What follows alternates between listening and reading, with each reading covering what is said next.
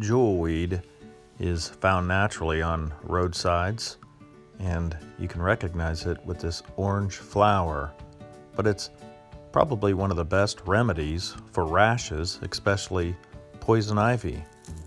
Well, I'm experimenting with a different technique to be able to process jewelweed without all the intense heat of a crock pot. So I'm going to be taking it and crushing it, putting it into a jar, and then putting it into the sun so the temperatures won't get very hot, but we'll still be able to extrapolate this remedy for poison ivy. So I'm going to go ahead and cut off the roots and then cut the plant, including the leaves, into a jar and then start to crush it up, and this will allow the juices to be able to flow out of the plant.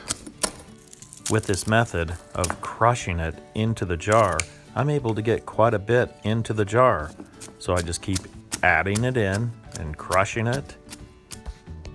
After a while, you can start to see that the juices are really starting to flow. Now that I have as much as I can possibly fit into the jar, I go ahead and add some water, and the water will help to extrapolate the juice even more. Now that we have it topped off with water, we'll put it into the sun, just like sun tea, and extrapolate more with a lot less heat.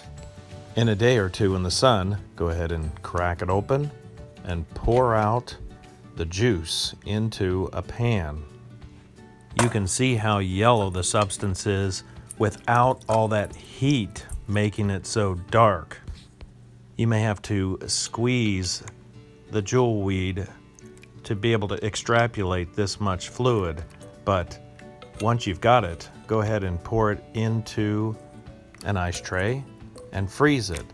And the enzymes will almost last indefinitely this way.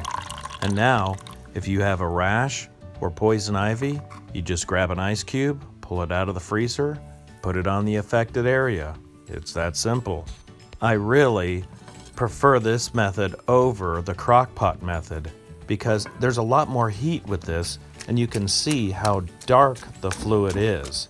It just seems like the enzymes are going to be affected. I've seen a lot of people use this crock pot method, and I've used it and it does work, but I like the idea of less heat. So I hope you found this video useful, and if you did, please give it a thumbs up. Thank you.